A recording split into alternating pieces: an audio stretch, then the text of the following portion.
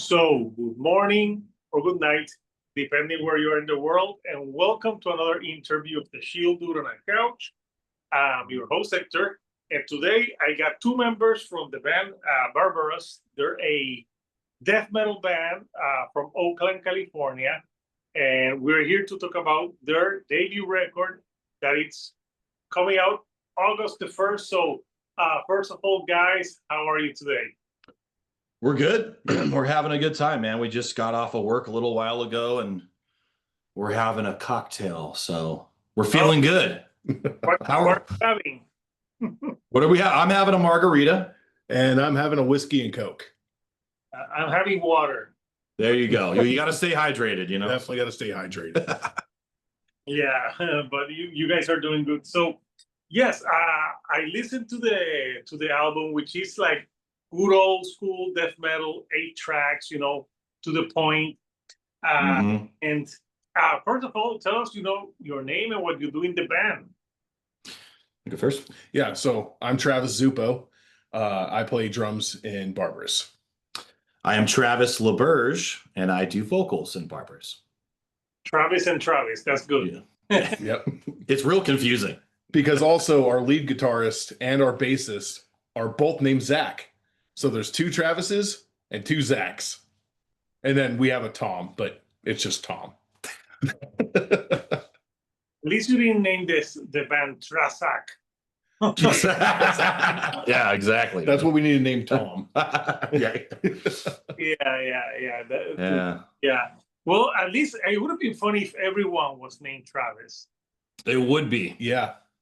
And even more confusing, but hey. We've already run into that where Travis is, given a written interview or something and my name is associated. So Travis Zupo is associated with the write-up. And I'm like, I didn't do that, but okay, cool. We've also seen a Travis Lupo. Yeah, we got merged on his an interview. First letter of his last name and my full last name. So it's confusing. Yeah. I could see how people could get confused. So for you, Barbara, tell us a little bit about the history of the band. So the band started about a year and a half ago. Some guys were writing some riffs. One of the guys that wrote a lot of the stuff, his name was Cody Jones. He wrote a bunch of the songs with the guitar player Tom, who's involved in the band still now. Zach and Travis were in a band together. They left that project. They came in. The guys were kind of jamming some songs together. I heard them and just fell in love with it. I usually play guitar or bass. And so when I heard these songs from one of the guys, I wanted to be involved. All the spots were taken. So decided to give vocals a try. I've been doing brutal death metal for 15 years, man, guitar and bass for a long time. And I thought it was the material just spoke to me. And I really wanted to be involved with it. So I hopped on board. The minute I did, though, Cody, who wrote everything, took a step back and left the band. But 6 of those tracks on that record he wrote. Okay. So that's kind of the inception. But yeah, I mean, the minute we met up, we locked in, and it's been 15 months. Yeah. And we've got the demo out. We've got about 8 shows under our belt, and the record's done. It's coming out Friday. So we've been nonstop this whole time, man, getting stuff done. We actually started recording the demo a month into the band actually being fully formed and ready to go. And then that's what ultimately got us signed through Creator Destructor. Ben heard, I think, a submission. You submitted it, or someone submitted it, and Ben fell in love with the demo. And I mean, that was even before we released it in September.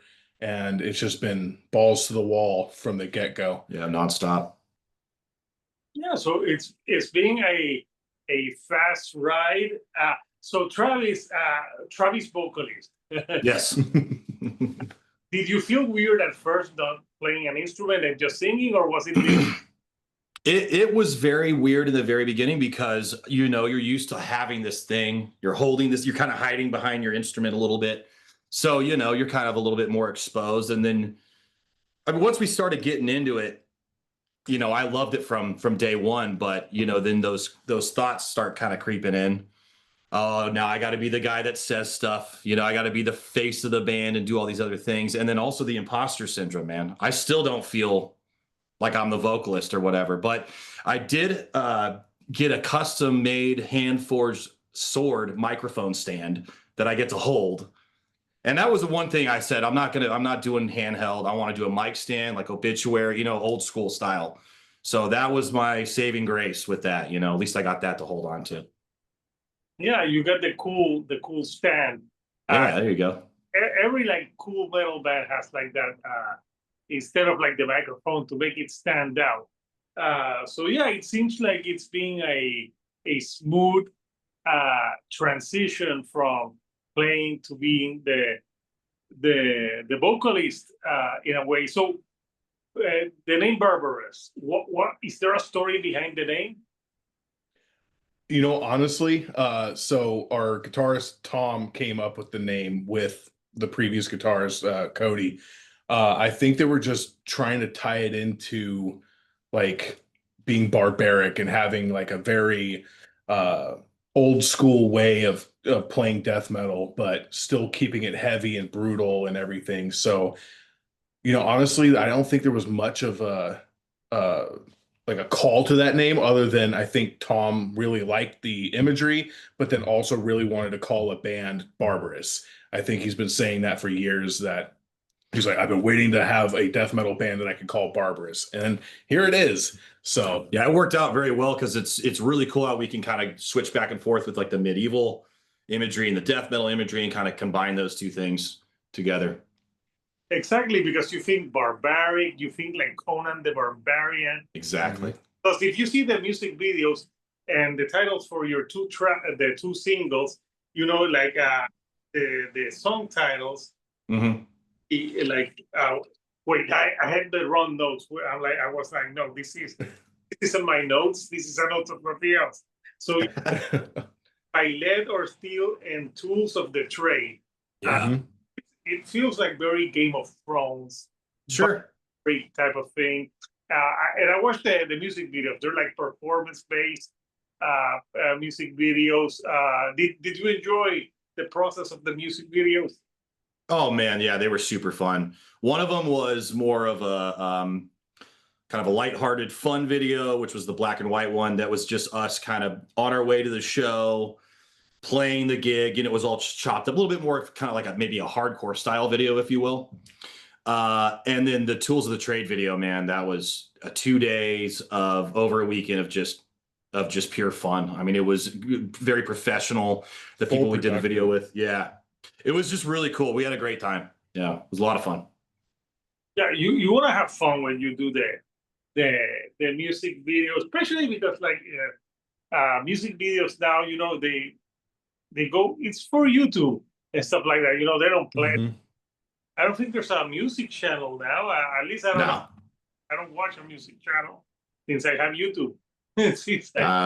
We think it's important though, you know. I just wanted something visual to represent the songs and to, you know, people can see what we look like and who we are, and to try and capture the vibe of like, you know, what we're doing live, I guess.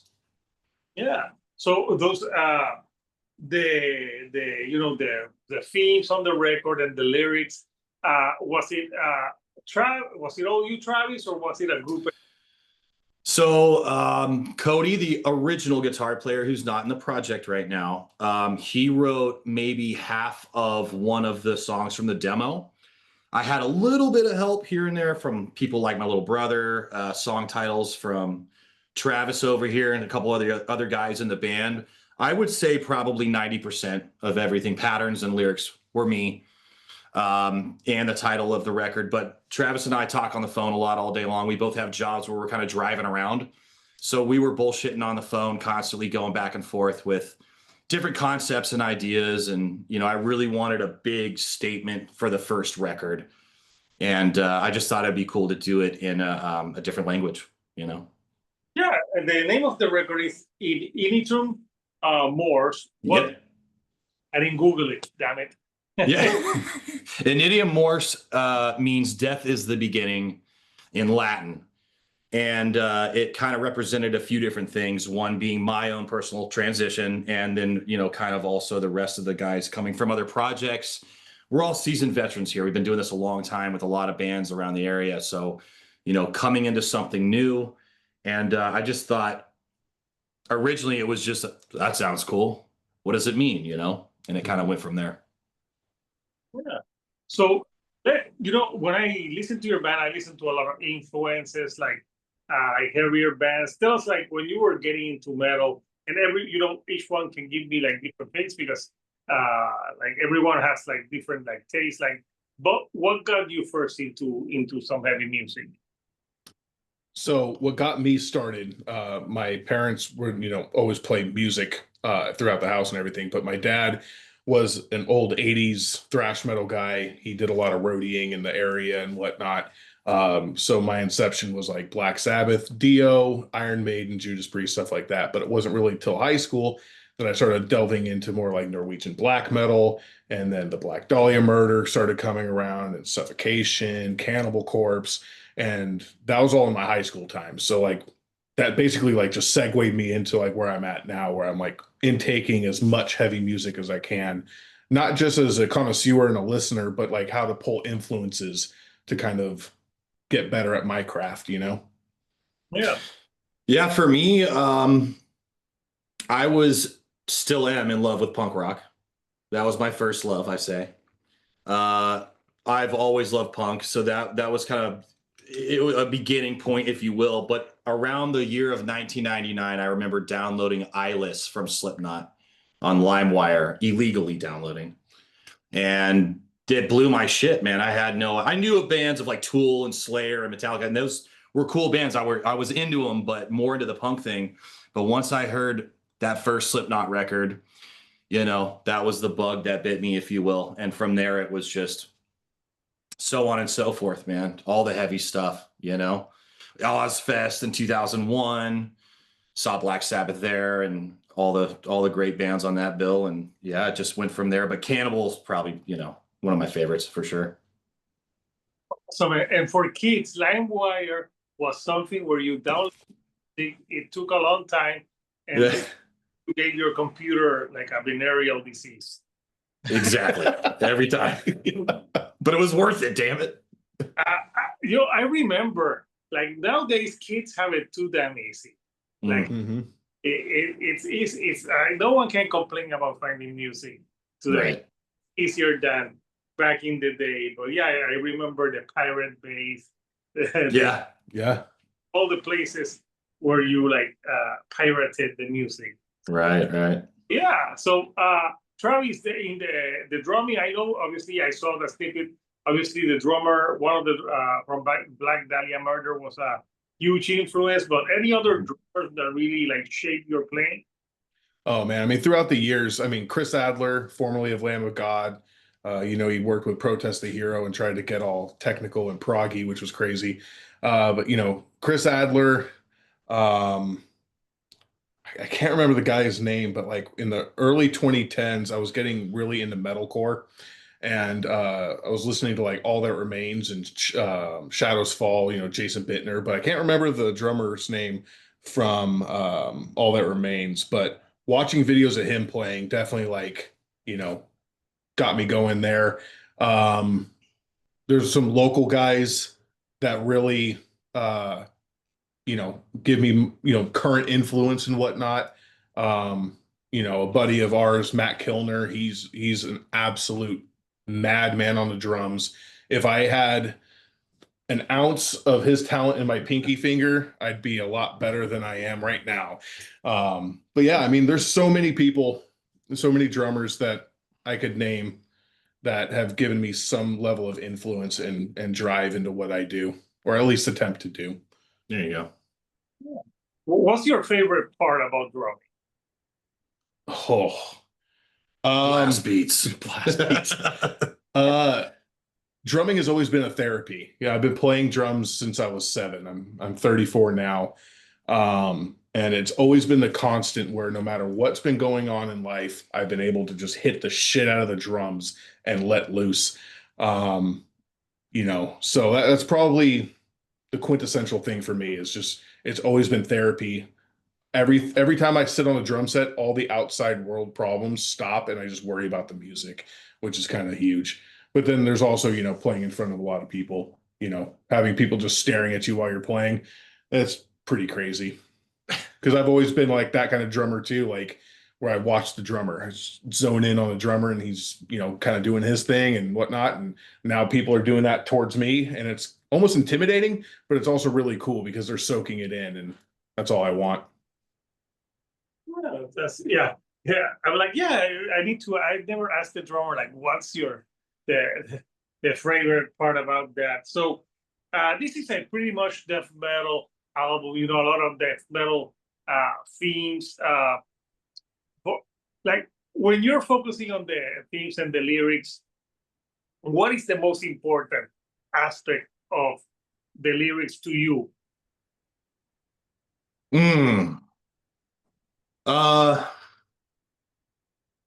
I just wanted the lyrics.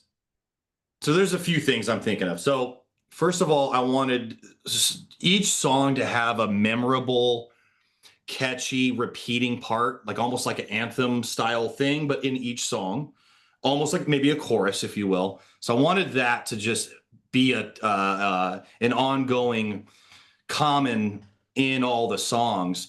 But furthermore, with the lyrical content, I wanted it to be, somewhat poetic, if you will. I don't know what other describing word I could use than that, but I just wanted it to be well written for the most part. Still be about zombies and fucking dead people and whatever the fuck, whatever it's gonna be, but have it just well written.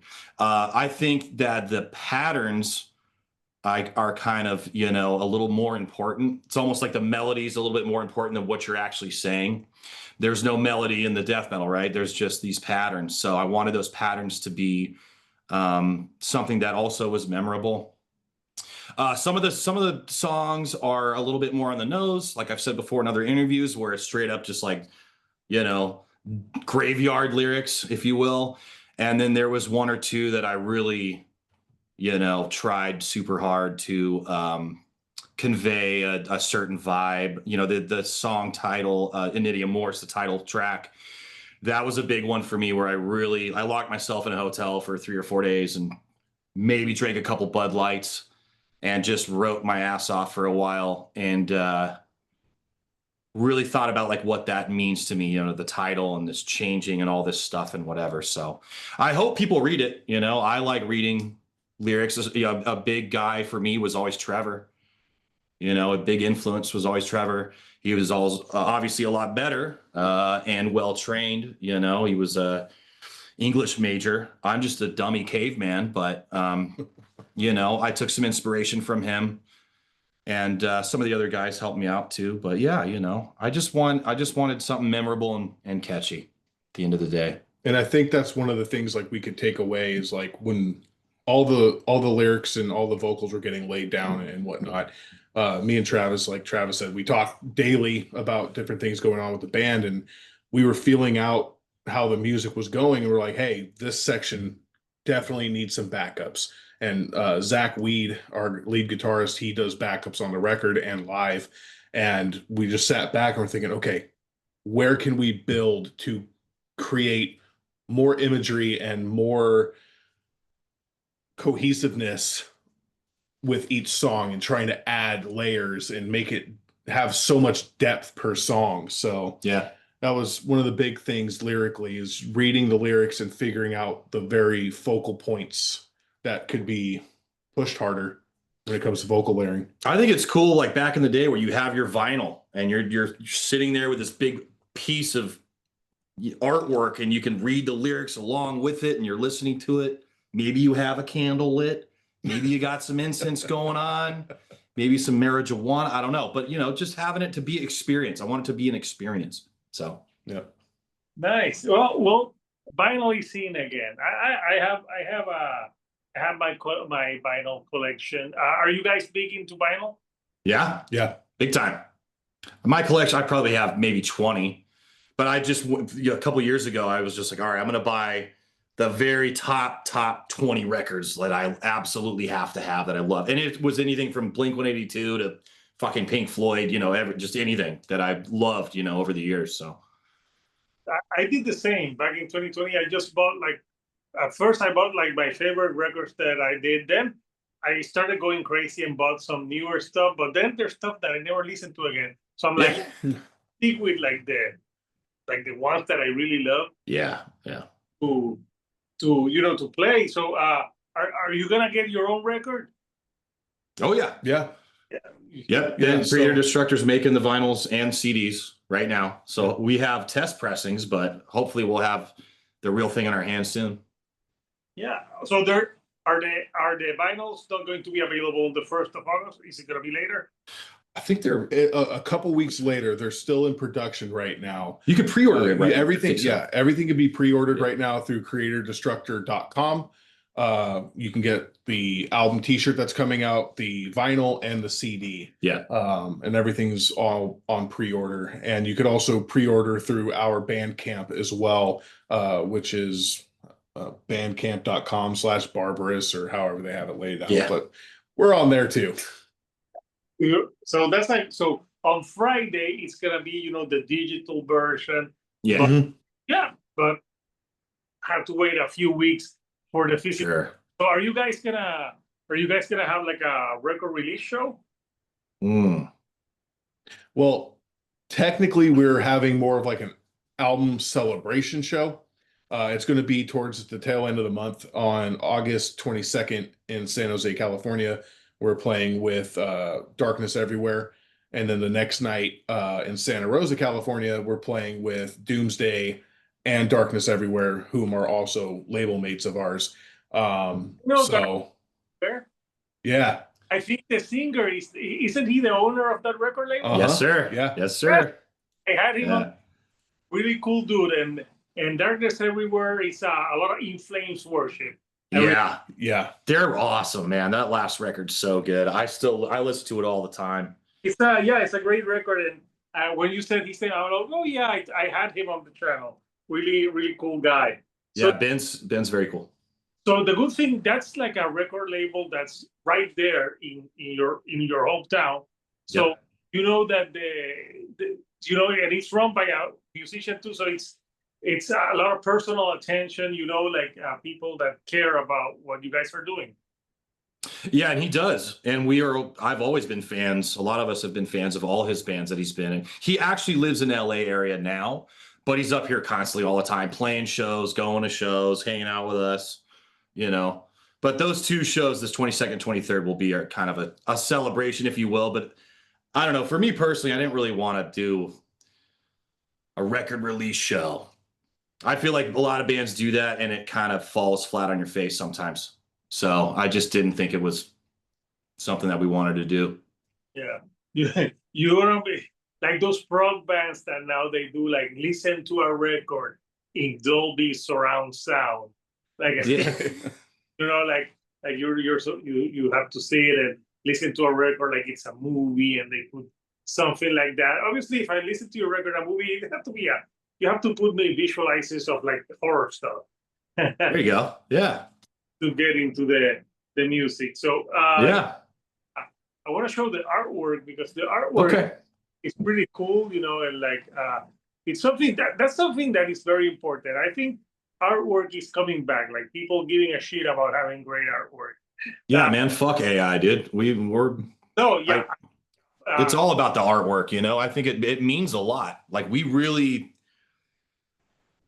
just wanted someone who knew what he was doing, and we wanted something fucking stellar that really stood out.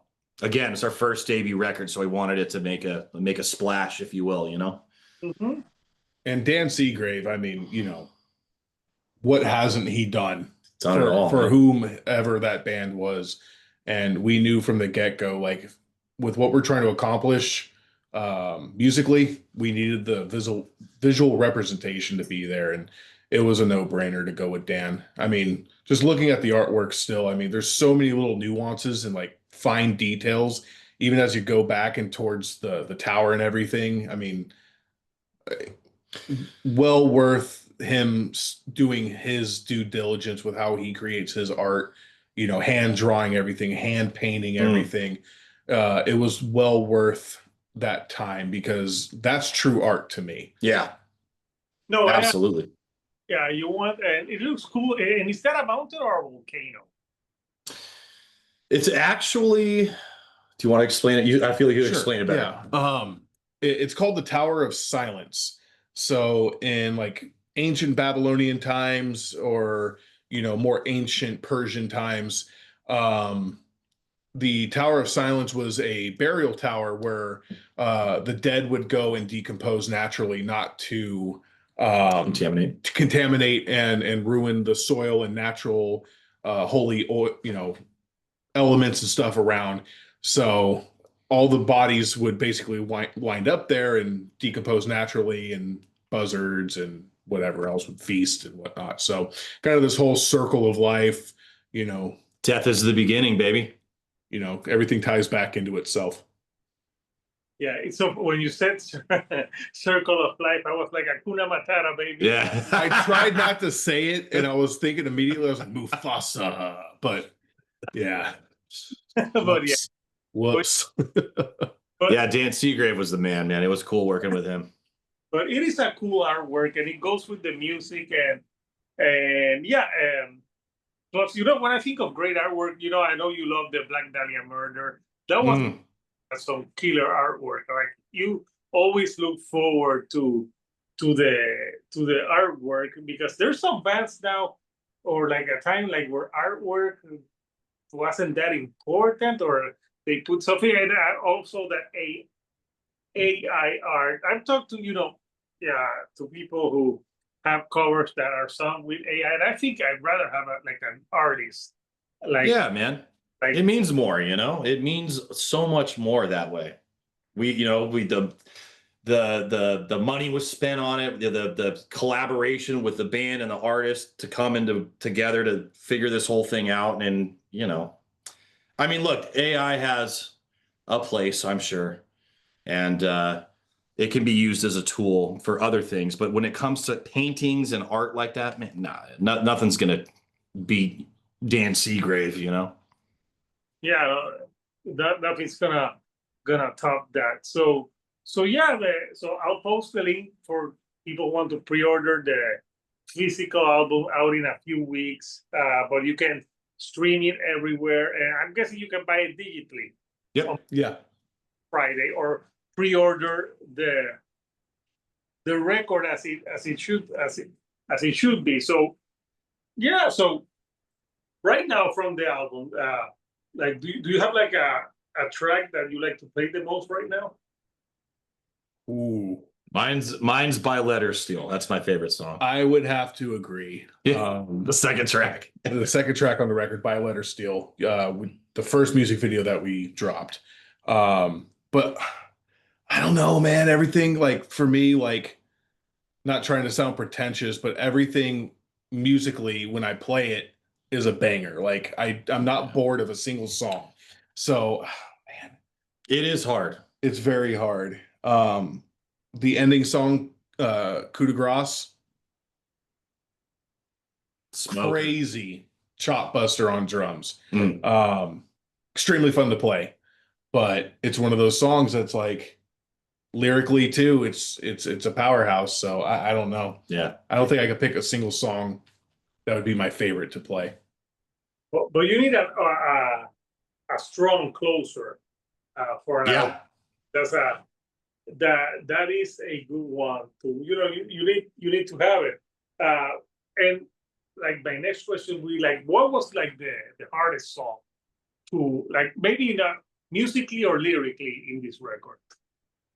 For me, the title track, the one that means the most, the one that I was locking myself away in a hotel room for a while trying to do. It was one of the last ones I wrote, and you can't just expect to sit down and think you're going to come up with a riff or lyrics. So, you hope you do. But that one was very difficult because I really, really wanted it to be perfect, So I hyper focused on every word.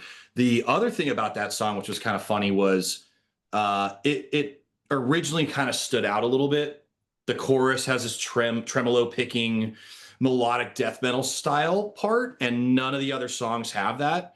But what I heard and saw in my head and envisioned was this big epic fucking chorus. And some of the guys were a little, reluctant. And I was like, trust me, I'm going to handle, trust me, let me do this and I'll show it to you guys. So, but for me, yeah, to go back to the question, yes, it was probably the title track for me. Yeah, and it was the title track for me as well. It was the last song that I started learning on the drums and figuring stuff out. Last song that I also recorded. So it was kind of one of those ones where I wasn't like begrudging doing the song, but again, it was a little more different. I was, going from the 7 other tracks where it was just crazy, typical death metal, and then this one had a little more feeling, a little more romance, if you will. And I just I don't know, it's something about it, and just like trying to compose it on drums, I didn't know what really the hell to do. It worked out though, and it worked out. Our recording engineer and producer, I've been working with him for the better parts of 10 years. And he was like, hey, so just take a few minutes, breathe, listen, and just feel it out. And I would have to say it's probably top 3 of my favorite tracks on this record. And also it's one of 2 songs that our guitarist Zach Weed wrote on this record, because the other 6 were written by Cody Jones, as we mentioned before. So this has also a very special place with Zach Weed, because it's one of the 2 contributions that he put into this record. Nice. Good for Zach. Yeah. One of the Zachs. One of the Zachs, yes. Yeah, that's a good, the second Travis band. Exactly. So yeah, so it's if you like old school death metal, like you'll dig this record. So I'll post the link for people who want to pre-order that. So yeah, it's been awesome talking with you guys. So before I let you go, like anything you like to say to the fans before we go? Don't ever trust your local sound guy, except if his name's Sonny from the band Necrot. You can trust him, but beware from everybody else. Okay, so Any closing? Only from Sonny from Necrot. He's a local sound guy, and he absolutely rules. But it's just hard. You never know who you're going to get when you're on the road, and that's one of the ending things I like to say in interviews. But also, I mean, we just appreciate everything so far, the fans and the love that we've gotten, and we read everything, we see everything, and we're extremely excited for the record to come out. So yeah, we just want to thank everybody for their support. We've, in the small time that we've been here, we're starting to see a following grow, and that means everything to us. We've tried with other bands in the past, and it hasn't ever worked out, and it just seems like the stars are aligning here, and honestly it's all because people are digging us. So it's do you have a name for your fans? Do we have a name for our fans? Not yet. You got the Barbies. The Barbies. No Barbie. I don't know. No, we're not. No, like what? Like Slipknot has the maggots. Yeah. Not yet, I guess, but we'll figure something out. I mean, the name of our band group chat is the Barbie Boys, but no, the Barbie. But I guess we're gonna have to figure out a name. We'll think of one. We'll get back to you. The Barbarians. There you go. The Barbarians. There you go. That sounds better than the other one. So guys, thank you for taking some time of your early night to chat with me from Oakland here to Puerto Rico. So, Couchers Barbarous, let me Initium Mors out digitally August 1st, physically soon. And Yes. you can follow the band. They're on Instagram. You can follow them there. On all this social platform shit that follow them, about Bandcamp, so you can support them and buy their stuff. So guys, again, thank you for joining me tonight. So until next time, couchers. This is Hector, the Shield Dude on a Couch, and I'll see you all right here on the couch. Thank you and goodbye.